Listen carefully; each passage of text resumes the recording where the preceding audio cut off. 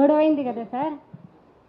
గొడవ అయితే ఇక గొడవలో కలెక్టర్ కొట్టిందని మాకు తెలియదు సార్. కలెక్టర్ వస్తే ఇక 10 మంది కన్నా తోలుకొని వస్తారు కదా సార్.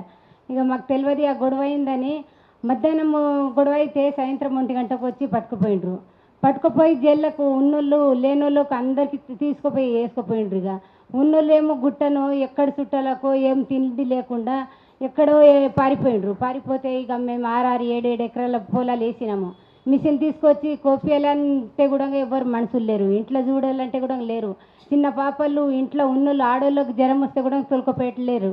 ఇక వస్తారు ఆడ ఇళ్ళ చేనులో పట్టుకుంటే పల్లి చేనులో పట్టుకుంటే కూడా పోయి ఆడ పొద్దున స్నానం చూసి వస్తారు, సాయంత్రం వస్తారు. మళ్ళీ తండకు వస్తే తండకు వచ్చేస్తారు.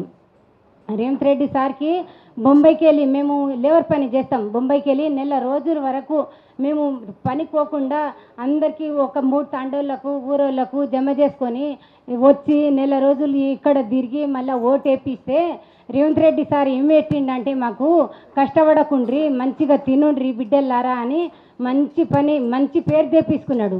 ఎందుకంటే పేదోళ్ళకు చంపి పేదోళ్ళ భూమి తీసుకుంటే నాకు మొంచమవుతుందని. అంతేకాదు తిరుపతి రెడ్డి సార్ది ఏముంది, తిరుపతి రెడ్డి సార్ ఎమ్మెల్యేనా సీఎమా? ఆయన వచ్చి కూడా దుద్దెలో వచ్చి గొడవ అయిన మలత రోడ్డు 14 తారీఖు వచ్చి తిరుపతి రెడ్డి రేవంత్ రెడ్డి తమ్ముడు అన్న దుద్దెల్లో వచ్చిండు. దుద్దెలకు వచ్చి మళ్ళీ అప్పుడు గొడవ అయిందంటే మంది అంతా జైల్లోకి పోయిండ్రంటే తిరుపతి రెడ్డి వచ్చి మళ్ళీ మీటింగ్ పెట్టిండు. మీటింగ్ వచ్చి మళ్ళీ మీటింగ్ అయిన దాన్ని గొడవ కాక ముందు ఏమో పోలేపల్లిలో అయింది. పోలేపల్లిలో పోయి మళ్ళీ అక్కడికి వెళ్ళి అందరికీ బెదిరిపించి అక్కడ తోలుకపోయి మళ్ళీ ఇప్పుడు మా బతుకుతారు, మేము బతుకుతాం, మేము భూమి ఇయ్యాము, భూమి క్యాన్సల్ అయిందని అవి సారే వచ్చి అమ్మ మీరు బెదరకండి, మీరు మంచిగా తినుండ్రి మంచిగా ఉండుండని సార్ వచ్చి ధైర్యం చెప్పిపోతే రోజుకి ఒక్కరు వస్తారు. రోజుకి ఒకరు వచ్చి ఒక గుట్టకు ఒక తండకు తిరిగితే మేము 2-3 లక్షలు 3-3 లక్షలు లాగోడి పెట్టి మేము పంట పండిస్తే మా భూమిలో వచ్చే మాకు ఇంతగానో ధైర్యం చెప్తున్నాడంటే రేవంత్ రెడ్డి సార్ దేవుడు. ఆయన మనిషిగాడు దేవుడు ఉన్నాడు. ఆయనకు మా తండకు వచ్చి మా ఊరికి వచ్చి ఎప్పుడన్నా ఎలక్షన్ అయితే గుణంగా వచ్చిండా? 11 నెలలు అవుతుంది. రేవంత్ రెడ్డి సార్ ఒక్కనాడన ముఖం ఎట్లుందో అమ్మ మీ కంపెనీ తీసుకుంటున్నాము, అమ్మ మా నాయనలు మీకు వచ్చి ఇచ్చిపోయిండ్రు, మీరు సంపాదించిన భూమి కాదు అంటే గావటన్ భూమి అంటే ఇంద్రమ్మ ఎక్కడొచ్చి ఇచ్చిపోయింది మాకు. పట్టభూమి లేనిదే మాకు లోన్ ఇస్తున్నారా? పట్టభూమి లేనిదే మాకు మేము పంట చేసుకొని తింటున్నామా? ఎన్నో లక్షలు పెట్టి డేసీబీ వేసిపించి బోర్లు వేపించి బావి దోపించి మేము సాపు చేపించుకొని మా భూమిలో మేము తింటే సార్ నీకెందుకు ఇంత కడుపు నొప్పి? నీకు కూడా పొట్ట మీద ఇంత 6 మంది అన్నదమ్ములు ఉన్నారు, ఒక బిడ్డ ఉంది, బిడ్డకు ఇంత మంచిగా కాపాడుకుంటున్నావు కదా, అట్లా మా భూమికి మేము కాపాడుకొని మేము బతుకుతున్నాం అంటే నీకెందుకు ఇంత బాధ సార్? మంచిగా ఉండు, మా భూమి శుద్ధికి రాకు. అక్కడ ఉంది కదా 6,000 ఎకరాల భూమి ఉంది వికారాబాద్ వంక, గురునాథ్ రెడ్డి సార్ చెప్పిండు. మళ్ళీ అక్కడ నారాయణపేట దౌలతాబాద్ వంక ఉంది, అక్కడ అంతా ఇడిచిపెట్టి పేదల భూమికి ఎందుకు వస్తున్నావు సార్? కొట్టిండ్రు అని ఒకటే అందరికీ తీసుకుపోయి జైల్లో వేస్తున్నావు సార్. పొద్దున స్నానం పని చేసి లేబర్ పని కోసికి మా తమ్ముడు వచ్చి ఇంట్లో వండుకుంటే పులసిరిండని నిద్రలనే తీసుకుపోయి దాంట్లో వేస్తున్నావు. నువ్వు తాగి వచ్చి ఆడోళ్ళ మీద పోలీసులను తోలిస్తున్నావు. ఇంత మంచి సార్ ఎక్కడ దొరుకుతాడు మాకు? వచ్చింటే అన్న పాలతోని స్నానం చేపించి పువ్వులతోని అన్న మొక్కుంటాం సార్. ఇంత మంచి సార్ నువ్వు వచ్చినావు అని మాకు దుఃఖాలే లేవు చూడు. ఇంత మంచిగా ఏడ దొరుకుతావు సార్ నువ్వు? ఎందుకు సార్ మా పుచ్చర్లకుంట అకీంపేట్ లగచెర్ల శుద్ధికి రాకు, ఎక్కడ ఉందో భూమి అక్కడ తీసుకో, నీకు 10,000 వందనాలు సార్. ఇంత మంచిగా చెప్తున్నాము, మేము సావనికి అన్న సిద్ధము, సంపనికి అన్న సిద్ధము. సరే నీ వచ్చి మాకు చంపుతా అంటే కూడా సరే, ఎప్పుడన్నా సచ్చేదే. నువ్వేం 100 ఏళ్ళు బతకవు, మేమేం 100 ఏళ్ళు బతకము. అందరం భూమి తల్లిలో పోయేటోళ్ళమే. అమ్మ మా అమ్మ పోతే ఇంకో అమ్మ మా భూమి తల్లే. ఇంత లాక్డౌన్ పడితే 4 రోజులకు వచ్చినాము. మేము ఎక్కడొచ్చినాము? మా ఊరికి మా భూమి దగ్గర. ఎందుకు వచ్చినాము?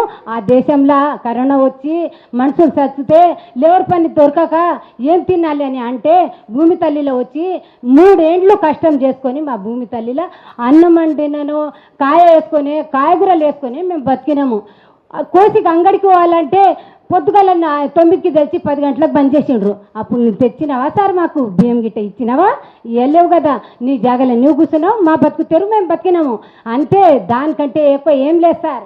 జనాలు అంటే ఏం నీకు చీప్గా కొట్టుండొచ్చు, కానీ మేము భూ తల్లికి కష్టం చేసి బతికినోళ్ళం, మేము చదువుకునేటోళ్ళం కాము, చేయి ఒత్తేటోళ్ళము. నీవు చదువుకున్నావని నీకు మాటలు వస్తుండొచ్చు, నీవు అందరితోనే దౌర్జన్యం చేసుకొని భూమి దూసుకొని కంపెనీ వేసుకొని నీవు జాబ్ ఎవరికి ఇస్తావు వాళ్ళకి ఇచ్చేయి. మా తండల్లో ఈ స్కూల్ లేకున్నా కానీ మేము కష్టం చేసి బతికేస్తున్నాం. మాకు కాలేజీ వద్దు, మాకు ఈ స్కూల్ వద్దు, నీ కంపెనీ వద్దు, నీ ఉద్యోగాలు వద్దు, నీ వద్దు సార్. నీకు మళ్ళీ ఇంకోసారి ఓటేయండి రమ్మా అంటే ఓటు వేసేస్తాము, కానీ మా భూమికి అయితే రాకు, మళ్ళీ గెలిపిస్తాము, నీకే గెలిపిస్తాము, అదేం నువ్వు బాధపడకు, కానీ మా భూమి జోలికి రావు, మేము కష్టం చేసి మేమే బతికేస్తాము. రాకు ఇక మాకే చాలు. వాళ్ళు నేర్పితే అంటున్నారు, వీళ్ళు నేర్పితే అంటున్నారు, సగం మంది వచ్చి వాళ్ళు నేర్పితే వీళ్ళు సంతకాలు ఇస్తారు అంటే ఆ సారు వస్తాడు ఒక 5 ఏళ్ళు, ఈ సారు వస్తాడు ఒక 5 ఏళ్ళు, ఆ సారు వస్తాడు 5 ఏళ్ళు, కానీ మా పిల్లలతోని మా ముత్తత్తలు అట్లని బతికిండ్రా? సార్ వాళ్ళు వస్తే మాకు నేర్పితే బతికిండ్రా? ఏం లేదు, మా భూమి తల్లి మాకు ధైర్యం ఇచ్చింది, మేము పంట వంటిస్తున్నాము, మేము వేస్తున్నాం, కష్టం చేస్తున్నాం, బతుకుతున్నాము, మేము సర్దానికి పోలేము. అయ్యో ఎండాకాలంలో పని లేకుంటే, బోర్ లేకుంటే, వాన దేవుడు లేకుంటే ఎవరి పని చేసి వస్తాము, లాగోడికి పెట్టుకుంటాము, మంచిగా బతుకుతాము. మేము ఎవరితోని ఆడుకుంటలేము. నువ్వు వద్దన్నావు కదా, లాగోడికి లోన్ ఇవ్వద్దు, వాళ్ళ భూమి పోయింది, వాళ్ళకి పైసలు ఇవ్వద్దు, రైతు బంధు వేయవద్దు అంటే మేము బతుకుతలేమా? ఒకనాడు కూలి పని చేసుకొచ్చి కాయగూరలు తింటాము, ఇంకోనాడు వ్యవసాయం చేసి ఎట్లను మా పిల్లలకు పోషించి పెళ్లి చేస్తాము. కానీ సార్ నువ్వు ఈ 10 లక్షలు అంటే ఇస్తావా? ఇవ్వవు. అప్పులు తీసుకొని ఇక పోతాము, 2 లక్షలు ఇస్తారు, మిత్తి గంటూ రేపు ఏమయ్యమ్మా ఏడాది అంటే వాళ్ళకి కట్టవలి వస్తుంది. మళ్ళా మా పరిస్థితి అట్లా. మా జోలికి ఎవరు రాకుండ్రి సార్, మేము మంచిగా బతుకుతున్నాము. ఏమొద్దు, మీ కష్టాలు మాకు వద్దు, మీ పైసలు ఏమొద్దు. ఏం చేసినావు? మాకు 500 గ్యాస్ ఇచ్చేసినావు సార్, 15,000 ఎకరకాని ఇచ్చేసినావు, అది ఇచ్చేసినావు సార్, 2 లక్షలు రుణమాఫీ చేసిస్తాను, అది అంత మొత్తం అయిపోయింది. ఇప్పుడు ఏముంది, మేము కూడా నీ లెక్క కూర్చొని తినేది ఉంది, కానీ మా ఫార్మా కంపెనీ వద్దు, వేరే కంపెనీ వద్దు, మా బీడు మాకే చాలు, మా గుట్టలు మాకే చాలు. ఒకనాడు పెళ్లి చేసిస్తారు మొగనేంట, ఆ మొగనికి వదిలేసి ఎవరు వెళ్ళిపోరు కదా, అదే మొగుడు జీవితం అంతా అని సంసారం చేసి పిల్లలకు పెద్దకు చేసి పెళ్లి చేసి తర్వాత దేవుడు ఎప్పుడు తీసుకుపోతాడో అప్పుడు ఆ భూమి తల్లిలో వెళ్ళిపోతారు అంతే. కానీ వేరేళ్ళకి ఏం బాధ లేదు.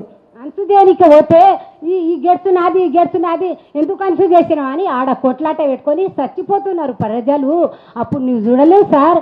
అందుకోసం ఆ భూమి తల్లికి ఎంతో గుట్టలు సాగు చేసుకొని, ఎంతో బాయిలు తోడుకొని, ఎంతో కోండ్ర అని ముందుగా జొండలు వేసినాము, తర్వాత కందులు వేసినాము, తర్వాతనేమో పల్లీలు వేసినాము, తర్వాత వరి నారు వేసినాము. భూమి పూర్తిగా సాపైనాను ఇప్పుడు. అట్లా మా పిడి సాగు చేసి మా పిల్లలకు పెద్దగా చేయండి, మరి మంచిగా ఉంటుండ్రి, మా భూతెల్లిలో కష్టం చేయండి అని మాకు ఇచ్చిపోండ్రు. కానీ నీళ్ళక అనలేరు సార్, కంపెనీ వేస్తాము వెళ్ళిపోండ్రి. ఎవరు వస్తున్నారు సార్ మాకు ధైర్యం చేయడానికే? అయ్యో మీరు గుట్టలు పూర్తిగా పారిపోతున్నారు, పటు ఒక 10 రూపాయలని ఇస్తారా సార్? ఇయ్యరు. ఎందుకంటే మా భూమి తల్లిల పంట పండియాలి, అప్పుడు మేము తినాలి, అప్పుడు మా పిల్లలకు మేము చదివిపియాలి, అంతే. ఎవరేం ఇయ్యరు. ఆ స్కూల్లో ఫీజులు కట్టకుంటే మళ్ళీ నాడు ఇంటికి తోలిస్తారు సార్. మీరు మంచిగా కుర్చీ మీద ఉన్నారని మీ పిల్లలు మీరు బతుకుతారు, మాకు కష్టం చేస్తేనే మేము బతికేది. అందుకోసం రేవంత్ రెడ్డి సార్ నువ్వు రాకు, ఇట్లా అంటున్నారని మాకు కూడా కిడ్నాప్ చేస్తావేమో ఎప్పుడన్నా. మీడియా వాళ్ళు వస్తే కూడా రాకుండా పోలీసు వాళ్ళు తుక్కిమెట్లకి వెళ్ళే పాస్టల్ చేసిండ్రు. ఒక్కనాడు బతకనికి వస్తున్నాము, మళ్ళీ భూమి తల్లిలో పోతాము, ఎవ్వరే ఉండరు, మంది శాపన తీసుకోకు, మంది అందరూ మాట్లాడిండ్రు. వాళ్ళు మీ లెక్క చదువుకున్నారా సార్? చదువుకోలేరు. వాళ్ళకు ఒకటి వస్తే ఒకటి రాదు అన్నట్లా మేము మా బతుకుతారు అంతే సార్. మీరేమో చదువుకునేటోళ్ళు జాబ్ చేస్తారు, మేము పండించిన పంట మీరు తింటారు, అదేం లేదు. మేమే కష్టం చేయకుంటే మీరేం తింటారు సార్? భూమి మంచిది కాదు, తొండలు గుడ్లు పెట్టే భూమి అంటావు సార్. మేము పండించిన పంట మీరు తిన్నారా సార్? మేము పండించిన వడ్లు ధాన్యాలు మీ వద్దకు చేరుతున్నాయి కదా సార్. మాతనేమో 2000కి తీసుకుంటే మళ్ళీ మీతో మేము ఉల్టానేమో ఒక్క వడ్ల సంచి తీసుకోపోలికే పోతేనేమో 1000 రూపాయలకి ఇస్తారు, మాతనేమో 2000కు క్వింటల్ తీసుకుంటారు సార్. అది ఎక్కడ న్యాయం సార్? మేము కష్టం చేసేటోళ్ళమేమో లాస్ట్కి, మీరు చదువుకునేటోళ్ళేమో పైనకా. దేవుడు అందరికీ 2 కళ్ళు 2 కాళ్ళు 2 చేతులు ఇచ్చిండ్రు సార్. అన్యాయం ఎప్పుడు చేయవద్దు, అందరు సరిగా నడవాలి, సరిగా బతకాలి అని. అదే సార్ ఇలా మా దగ్గర వచ్చి ధైర్యం చెప్పకుంటే ఇంకా ఈ ఆడవాళ్ళు కూడా లేకుండా గుట్టల పొట్టిగా పారిపోతున్నాము. ఎందుకంటే ఇగో చిన్న పాప నా బిడ్డ గుణంగా కానిస్టేబుల్ కోచింగ్కి వెళ్ళిపోయింది. అమ్మ నీ పాపని పెట్టుకోమని. ఈ పాపకు తీసుకొని నేను గుట్టకు వెళ్ళేటలకు నాకు ఒకటే కిడ్నీ, పోయేటలకు నాకు దమ్ము వచ్చేసింది. ఉన్నోళ్ళు అందరు పారిపోతే అయ్యో ఎక్కడొచ్చి పట్టుకుపోతారు, మాదే భూమి, మాదే పంట, మాదే అంతా, మాకే మళ్ళీ వేరేలతోని భయం అంటే ఇదేం సార్ నీది? అట్లా చేయకు, మంచిగా నీవు కూడా మంచిగా ఉండు, నీ గుణంగా మళ్ళీ వచ్చేటప్పుడు ఓట్లు వేస్తావు, కానీ మా భూమి శుద్ధికి రాగు. ఏ కంపెనీ వేయకు, నీవు కాలేజీ కట్టకు, కంపెనీ కట్టకు, మా పిడి వెళ్ళిపోయింది, మాకు ఇసుకలే అవసరం లేదు, మంచిగా ఉండు సార్. ఇక మాకు వద్దు కాలేజ్ గిట్ట వద్దు, కంపెనీ వద్దు, ఎక్కడ లేని భూమి ఉందో అక్కడ మహారాష్ట్ర ఇంకా వెళ్ళిపో, లేకుంటే ఆంధ్ర ఇంకా వెళ్ళిపో, తెలంగాణలో అయితే మాకు ఈ కంపెనీ వద్దు, మేము బతికేది బతుకుతాం.